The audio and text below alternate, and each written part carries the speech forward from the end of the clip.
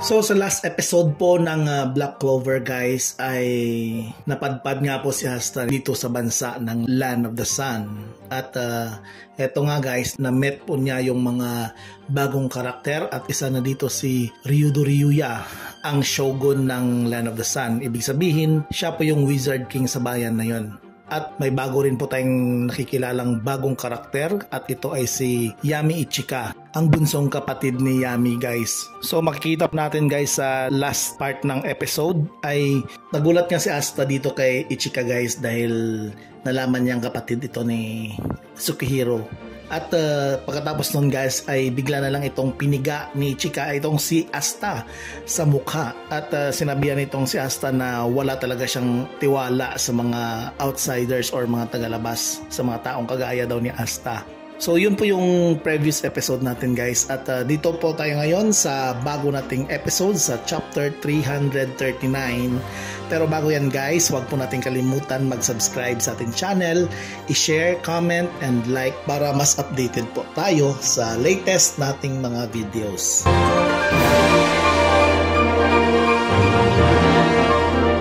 Dito sa guys, sa 339 guys ay nagpapatuloy po yung journey ni Asta dito sa Land of the Sun. At kung makikita po natin sa karugtong po ng 339 ay piniga ni Ichika itong mukha ni Asta guys. Sinabi niya dito na wala siyang pakialam sa kanya or kay Yami. Ang tinutukoy po ni Ichika ay si Tsukihiro. So parang hindi ko lang alam guys, hindi lang natin alam kung may galit ba talaga itong si Ichika kay Tsukihiro.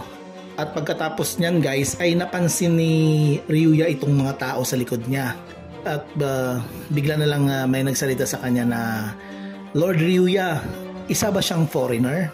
Kasi parang naiiba yung kulay ng balat niya. Si Ryuya naman, syempre aware at bago pa lang itong si Asta, ay ang ginawa niya ay dinampot niya si Ichika at si Asta at tumakbo. Sabay sabi ng, "Ay oo nga pala Asta, baka yung kasama mo ay gumaling na." Kaya tumakbo si Ryuya, bitbit itong si Ichika at si Asta. Syempre sa pag-aano siguro ni Ryuya guys na ayaw niyang ma-expose itong si Asta dyan sa Land of the Sun. Sa other scene guys ay nakita po nating nasa isang parang rest house itong sila Asta at si Ryuya, sila Ichika. At pagkatapos guys ay tinanong ni Asta kung andito ba si Liebi. At mamaya ay biglang bumukas at pinto at may tumambad sa harapan ni Asta guys. Nagulat siya guys kasi syempre akala niya halimaw. At bigla na lang nagsalita itong mama. "Oy, welcome kayo. Pasok, pasok. Master, magandang araw." So nakita po natin guys may isang bagong karakter na naman na nasa kanilang harapan. At pagkatapos ay sinabihan ng lalaki itong si Asta na, "Ako'y nagagalak at nakita kitang magaling na." At pagkatapos ay sinabi ni Ryuya na, "Asta, ito si Mikuriya Fumito. Siya ang aming recovery Jujutsu genius. Kumbaga siya ang medic ng Land of the Sun. Siya ang healer. Kumbaga parang si Mimosa din." At mamaya pa habang nagsasalita si Ryuya guys ay niluwa ng isang goldfish itong si Liebi na kinagulat naman ni Asta. At sabi naman guys ni Fumito guys na first time daw niyang makatreatment ng klaseng nilalang kagaya niya dahil umabot pa ng ilang mga araw. At pagkatapos ay si Asta naman ay iyak at galak na nakita niya itong si Liebi at ito ay hinimas-himas niya, hinag niya guys. At sabi niya na namimiss niya daw si Liebi. At ito namang si Liebi guys ay namiss niya rin itong si Asta. Pagkatapos guys ay sa other scene naman ay makikita po nating naghanda ng pagkain itong si Fumito. Makikita po natin na kumakain sila guys. And then ito naman si Asta ay first time niyang makakita ng ganitong klaseng pagkain. At syempre nasarapan siya. At habang kumakain sila guys ay naalala niya ulit ang Clover Kingdom. So ang sabi niya guys ay kailangan niyang magpagaling ng mabilis at bumalik doon sa Clover Kingdom. At pagkatapos noon ay bigla siyang nagsalita na, "Meron pa bang isang paraan na makakabalik agad ako sa Clover Kingdom?" At sinabi naman itong si Ryo na, "Hindi mo ba alam Asta na kahit na ikaw ay babalik doon, hindi mo pa rin matatalo si Lucius ng seryoso sa ganyang kondisyon mo?" Sabi naman ni Asta, "Susubukan ko lang kasi gusto kong iligtas si Sister Lily at ang lahat ng mga kasama ko. Kailangan ko silang iligtas. At sabi naman ni Ryo guys, oo, naiintindihan kita Asta. Pero malaki pa ang panahon. At sabi naman ni Asta, paano mong masasabi yan kung sinasabi nating training nakapag-training naman ko sa buong buhay ko. At sabi naman ni Ryoya guys na hindi ka pa masyadong malakas sa status mo na yan Asta. Yun ang sabi ni Ryoya guys. At mamaya guys ay tumayo itong si Ichika guys at sinampal itong si Asta. At pagkatapos ay sinabihan ni Ichika itong si Asta na wala akong pakialam kung ano ang nangyayari sa bayan nyo, pero rumispeto ka sa shogun namin. At itong dalawa naman ay parang kilig na kilig guys sa mga pangyayari.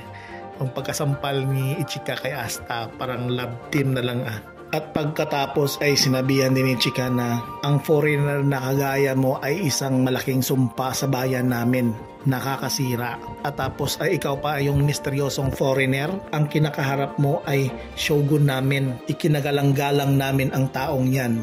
Kumati naman ang ulo itong si Ryoya guys. At sabi naman ni Ichika na kung dinidisregard mo ang mga advice ng aming pinuno, ngayon din ora mismo hahatiin ko yung katawan mo. At sinabihan din niya si Asta na huwag mong i-take for granted yung lahat ng mga advice ng aming pinuno. At yun nga, medyo nagising nga si Asta guys sa sinabi ni Ichika. At pagkatapos ay humingi ng paumanhin itong si Asta sa lahat ng mga nasabi niya. At pagkatapos niyan ay biglang tumawa itong si Ryoya at nagsabi na, o siya, kain muna tayo. At pagkatapos nun ay dito na Asta magsisimula ang iyong mga training. Ito ay isang panibagong training. At pagkatapos nun guys ay yun nga, sa next scene po nito ay makikita po natin si Asta ay nandun po sa mga bamboo garden kasama sila Fumito, sila Ichika at si Ryoya guys. At pagkatapos ay yun nga, in-explain ni Ryoya na Asta, tandaan mo na ang kalaban mo ay si Lucius. At si Lucius ay may overwhelming physical strength at saka magic at hindi mo siya kayang tulunin. So ibig sabihin guys, maa-outclass si Asta sa labanan nila ni Lucius dahil talagang malakas naman talaga si Lucius guys. Walang binatbat si Asta sa strength ni Lucius, walang binatbat itong si Asta. Dahil kung titingnan namin sa situation ni Asta ngayon guys, kulang pa yung amount of strength niya. So ang sabi rin ni Ryoya guys na so kung gusto mong matapos ang laban mo kay Lucius, so kailangan mo ng malakas na amount ng training para ito'y matapos mo, madali mong matapos kaagad si Lucius. At sa labanan yung dalawa ay dyan lalabas ang Heavenly Severance sa iyo. Yun yung sabi ni Ryoya guys. At pagkatapos ay sabi niya Asta na Heavenly Severance, ano yun siya? Yun ba yung... At sinagot ni Ryoya na oo Asta, kung ano yung naisip mo, yun yung ibig kong sabihin. Yung pag-witness mo kay Ichika about sa laban ng mga bandido, yun ang tinatawag na Heavenly Severance. Ako naman wala akong magic power, pero nagko-concentrate ako at niraramdam ko ang tinatawag na ki. At in-explain po ni Ryoya guys na ang ki ay nagfo-flow sa buong katawan natin. At itong ki naman ay pwede nating magagamit bilang weapon sa ating katawan at defense natin. At pag ito ay magamit natin sa pag-defense or paggamit nito, ang kalalabasan nito ay magagamit natin ito sa pamamagitan ng paglabas natin sa ating Yoryoku. So kung ito ay magagamit mo ng maayos, pwede natin itong magamit bilang weapon natin, sandata or defense. At nagulat na lamang si Asta guys nung ginamit ito ni Ichika guys sa isang kawayan. At nakita ni Asta mismo na ang kawayan ay nahati sa dalawa gamit lamang ang kamay ni Ichika. At gulat na gulat si Asta guys sa mga nakita niya at sinabihan siya ni Ichika na pag magamit mo ito ng tamang-tama ay mapaperfect mo at magagamit mo ito pang laban kay Lucius. At sabi naman ni Ichika, subukan mo foreigner, alam kong makakaya mo. At sabi naman ni Fumito guys na, ha? Makakaya kaya niya yan? Sa'yo, wala problema sa'yo dahil ilang taon mong na-training yan. Pero sa kagaya niyang foreigner, ay hindi niya kayang gamitin yan. Kumbaga magti-takes pa ng lot of time para ma-master ang Yoryoku guys. At ito namang si Asta na parang na-excite at gulat na gulat at sabi niya parang first time kong nakita yan, hindi ko ma-expect. Kumbaga sinabi niya sa guys na parang first time niyang nakita yung ganyang klaseng paggamit ng ki. At sabi naman ni Ryoya guys na ngayong nakita mo na ang paggamit ng ki, ay kaya mo rin niyang gamitin. Subukan mo lang dahil andyan naman meron ka namang anti-magic, andyan naman yung Liebi mo. Try mong gamitin ang anti-magic mo instead of your Yoku. At sinunod naman ni Asta ang sinabi ni Ryuya guys. At ito nga nag-concentrate na itong si Asta.